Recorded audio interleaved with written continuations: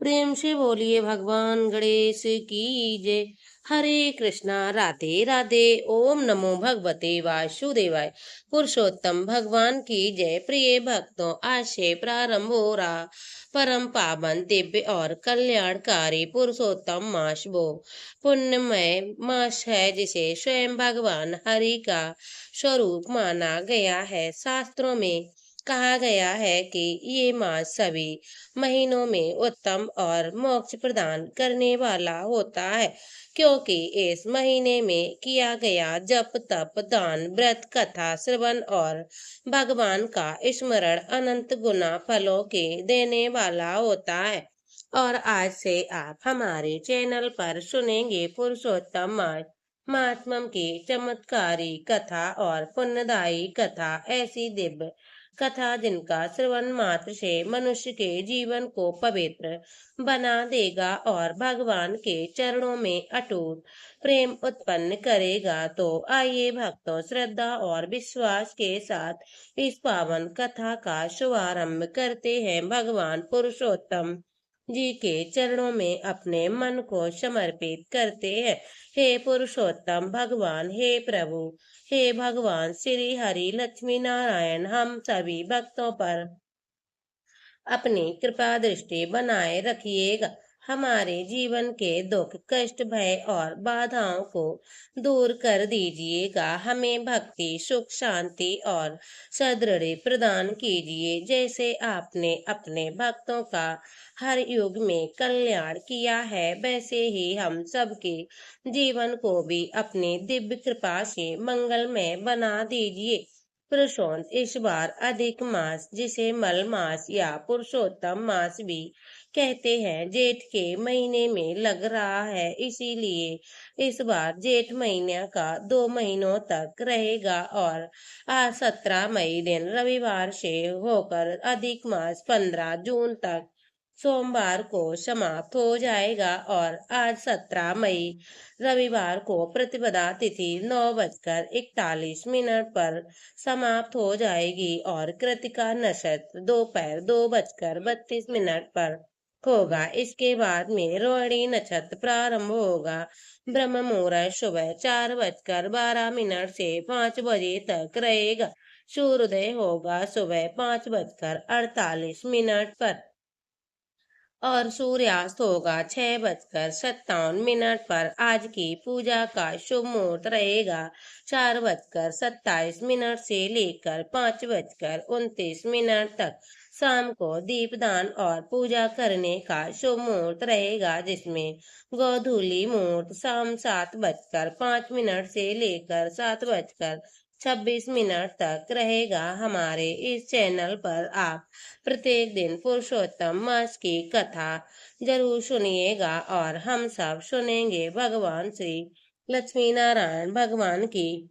प्रिय भक्तों, आइए हम सब सुनते हैं पहला अध्याय पुरुषोत्तम मास पात्मम का पहला अध्याय।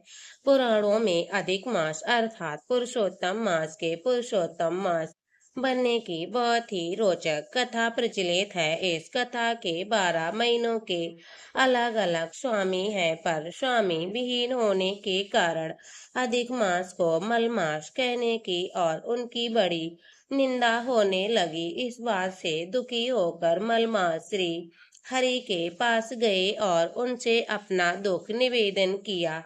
भक्त वत्सल भगवान श्री हरि उन्हें लेकर गोलोक पहुंचे। वहां भगवान श्री कृष्ण विराजमान थे और करुणा सिंधु भगवान श्री कृष्ण ने मलमास की व्यथा जानकर उन्हें वरदान दिया कि अब से मैं तुम्हारा स्वामी हूँ। इससे मेरे सभी दिव्य गुण में प्रविष्ट हो जाएंगे और पुरुषोत्तम मास के नाम से भी विख्यात हूँ और तुम्हें अपना यही नाम दे रहा हूँ। आज से तुम मल मास के स्थान पर पुरुषोत्तम मास के नाम से जाने जाओगे। इसीलिए पुरुषोत्तम मास या अधिक मास को कभी भी मल मास नहीं कहा जाता है। मलमास अर्ध गंदगी होता है और हमारे हिंदू धर्म में कोई भी महीना कभी भी अपवित्र नहीं होता है। पुरुषोत्तम मास महात्म्य की पहली कथा सुनने से सभी भक्तजनों को सभी मिलकर पुरुषोत्तम भगवान को प्रणाम करते हैं। हे कल ब्रज के समान भक्तजनों के मनोरथ को पूर्ण करने वाले वृंदावन की शोभा के अधिपति अलौकिक कार्यों द्वारा समस्त लोगों को कंचित करने वाले श्री वृंदावन बिहारी पुरुषोत्तम भगवान मैं आपको प्रणाम करती हूँ। नर नारायण नरोत्तम देवी सरस्वती और व्यासी को नमस्कार करके जय की इच्छा रखती हूँ। एक बार परम नौमी साल तीर्थ में यज्ञ करने की इच्छा से बहुत से मुनि आए हुए थे, जैसे असित देवल पैग संगवर मांडक अगस्त कात्यायन पिंगल अत्रि रिंबु साड़ीर बहुत से कालनगी डुंगर श्वेताश्वर आगसर भंग और आदि आदि शिष्यों से सहित सभी ऋषिगण अंगों से सहित वेदों को जानने वाले ब्रह्मनिष्ठा असंसार की भलाई और परोपकार करने वाले दूसरों के हित को सदा तत्पर रहने वाले स्रोत समाप्त कर्म करने वाले नवमी में आकर यज्ञ करने को तत्पर हुए। इधर तीर्थ यात्रा की इच्छा से श्री सूत जी महाराज भी अपने आश्रम से निकले और पृथ्वी का भ्रमण करने लगे। उन्होंने नवमी सास में आकर शिष्यों के सहित समस्त मुनियों को देखा। संसार समुद्र से पार करने वाले उन ऋषियों को नमस्कार करने के लिए पहले से जहाँ भी सभी एकत्र थे वहीं प्रसन्नचित्त सूत जी महाराज भी जा पहुँचे। इसके बाद पेड़ की लाल छाव में धारण करने वाले प्रसन्न मुख शांत परमार्थ विशारद सभी गुणों से संपन्न संपूर्ण आनंदों से परिपूर्ण दिव्य शंख का छाया लगाए तुलसी जी की माला से सुशोभित जटा मुकुट से विभूषित आपत्तियों से रक्षा करने वाले अलौकिक चमत्कार को दिखाने वाले भगवान के परम मंत्र को जपते हुए समस्त शास्त्रों के सार को जानने वाले सभी प्राणियों के हित में तत्पर जितेंद्रिय और क्रोध को जीते हुए जीवन मुक्त जगत गुरु श्री व्यास जी तरह तरह की उनकी निर्मल अग्नि गुणों से युक्त उनको देखकर श्री नवमी सास में रहने वाले सभी महिषगण सहसा उठे खड़े हुए तरह तरह की विचित्र कथाओं को सुनने की इच्छा उनके प्रकट करने लगे। तब नम्र स्वभाव से श्री सूत जी प्रसन्न होकर सभी ऋषियों को हाथ जोड़कर बारंबार दंडवत प्रणाम करके ऋषिगण कहने लगे, श्री सूत जी महाराज आप चिरंजीव और भगवान भक्तों हम लोगों ने आपके योग सुंदर आसन बिछाया है।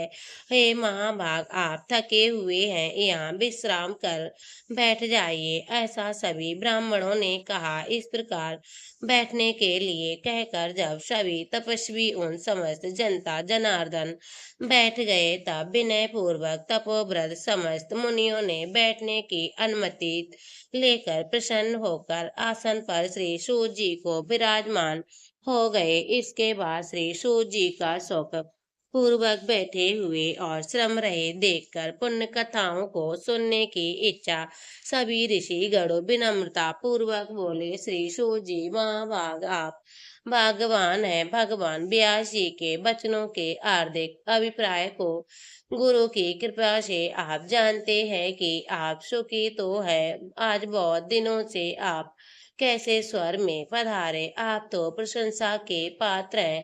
तभी व्यास शिष्य शिरोमणि आप पूजनीय हैं। अगर आज संसार में सुनने योग्य हजारों विषय है किंतु उनमें श्रेष्ठ थोड़ा सा और सारभूत जो है वह हम लोग भी कहिए। तब महाभाग संसार सागर में डूबते हुए को पार करने वाला तथा सुख चाहने वाला आपके मन में निश्चय विषयों का भी हम लोग कहिए। अज्ञान रूप अंधकार से अंधों को ज्ञान रूपी नेत्र देने वाले भगवान की लीला रूपी रस युक्त परमानंद का कारण संसार रूपी रोग को दूर करने वाले रसायन के समान जो कथा का सार है वह शीघ्र ही हमसे कहिए। इस प्रकार शौनक आदि ऋषियों के पूछने पर हाथ जोड़कर श्री सूत जी बोले, समस्त ऋषिगण मेरी कही हुई सुंदर कथा को आप लोग सुनिए। हे ऋषियों, पहले मैं पुष्कर तीर्थ को गया, वहां स्नान करके पवित्र ऋषियों देवताओं और पितरों को तर्पण आदि से लुप्त करके तब सभी प्रतिबंधों दूर करने वाली यमुना जी के तट पर गया। इसी क्रम में गंगा जी आदि तीर्थों के तट पर काशी आकर अनंतर तीर्थ गया और पितरों का श्राद्ध कर त्रिवेणी पर गया। इसके बाद कृष्णा के बाद गंडकी और स्नान करके ऋषि के आश्रम में गया। धेनुमती में स्नान कर फिर सरस्वती के तट पर गया। वहां पर हे विप्रो, त्रिरात्रि उपवास में मैं गोदावरी तट पर गया। फिर कृतमाला, कावेरी, निवर्दा, ताम्रबाड़िका, तापी, वैसे नर्मदा, नंदा, सरमदा नदियों में गया और चरमगढ़ी में स्नान कर पीछे सेतुबंद रामेश्वर गया और फिर नारायण भगवान जी के दर्शन करने के लिए बद्रीनाथ को गया। तब नारायण भगवान का दर्शन कर वहां तपस्वियों को अभिनंदन कर पुनः नारायण नारायण भगवान को नमस्कार कर और उनकी स्तुति करके क्षेत्र को पहुंचा। इस प्रकार बहुत से तीर्थों में घूमता हुआ और कुरु देश में जाकर देश को घूमता घूमता फिर मैं हस्तिनापुर में पहुंच गया। हे ब्राह्मणों, वहां एक सुना राजा परीक्षित राज को त्याग कर बौद्ध ऋषियों के साथ परम पुण्य पद गंगा तीर पर गए और गंगा तट पर बहुत से सिद्ध सिद्ध हैं और भूषण जिनका योनि लोग और देव ऋषि वहां पर आए और निराहार कोई वायु का सेवन करने वाला, कोई जल पीकर, कोई पत्ते खाकर, कोई श्वास को ही आहार कर, कोई फलाहार कर और कोई कोई फैन का आहार कर रहते थे। ब्राह्मणों, उन समाज में कुछ पूछने की इच्छा से हम भी गए। वहाँ ब्रह्म स्वरूप भगवान महामुनि व्यास जी के पुत्र बड़े तेज वाले प्रतापी भगवान श्री कृष्ण जी के चरण कमलों को मन में धारण किए हुए श्री सुखदेव जी आए। उन 16 वर्ष के योगी राज शंख की तरह कंठ वाले बड़े लंबे चिकने बालों से घिरे हुए मुख वाले बड़ी पुष्ट कन्नों से संधे वाले चमकती हुई कांत वाले अद्भुत रूप वाले जिनकी प्रकार मदमस्त हाथी मक्खियों से घिरा हुआ था और इस प्रकार दूल्हार में हुई स्त्रियों से घिरे हुए सर्वांग दूल रमाए महामुनि सुखदेव जी को देखकर सभी मुनि प्रसन्नता पूर्वक हाथ जोड़कर अचानक उठ खड़े हुए और इस प्रकार मुनियों द्वारा सत्कृत भगवान शुक्र को देखकर पश्चाताप करती हुई स्त्रियों के और बालक जो उनके चिढ़ा रहे थे दूर ही खड़े रहे और फिर भगवान शुक्र को प्रणाम करके अपने पने घरों की ओर चल गए। इधर मुनि गणों को सुखदेव जी लिए ऊंचा और उत्तम आसन बिछाया। आसन पर बैठे हुए भगवान शुक्र को कमल की करकड़िका को जैसे कमल के पत्ते घेरे थे उसी प्रकार मुनिगण उनके घेरों में बैठ गए, जहाँ बड़े ज्ञान रूप महासागर के चंद्रमा भगवान महामुनि व्यास जी पुत्र सुखदेव जी ब्राह्मणों के द्वारा पूजा को धारण कर तारागणों से घिरे हुए चंद्रमा की शोभा पा रहे थे। इस प्रकार पुरुषोत्तम मास महात्म का पहला प्रेम से अध्याय बोलिए संपूर्ण हुआ। पुरुषोत्तम मास की जय। प्रिय भक्तों, अब हम सब सुनते हैं तुलसी माता की आरती। नमो नमो तुलसी महारानी, नमो नमो हर की पटरानी, नमो नमो तुलसी महारानी, नमो नमो हर की पटरानी। धन तुलसी पूर्ण तप कीनो, धन तुलसी प्रभु तप कीनो, बनशाली ग्राम बनी पटरानी, नमो नमो तुलसी महारानी। नमो नमो जाके पत्र मंजरी कोमल जाके पत्र मंजरी कोमल श्रीपति कमल चरण लपटानी। नमो नमो तुलसी महारानी। नमो नमो धूप दीप नवैद्य आरती। धूप दीप नवैद्य आरती। पुष्पन की वर्षा बरसानी। नमो नमो तुलसी महारानी। नमो नमो हर की पटरानी। छप्पन भोग लगे हरिहर को। बिन तुलसी प्रभु एक न खामे। नमो नमो तुलसी महारानी। नमो नमो हर की पटरानी। नमो नमो सभी सखी मैया तेरो यस गामे। सभी सखी मैया तेरो यस गामे। भक्ति दान दीजे महारानी। नमो नमो तुलसी महारानी। नमो नमो हर की पटरानी। जो तुलसी माँ की आरती गावे भक्ति वैकुंठ परम पद पावे। नमो नमो तुलसी महारानी। नमो नमो हर की पटरानी। बोलो तुलसी मैया की जय। भगवान श्री लक्ष्मी नारायण की जय हो।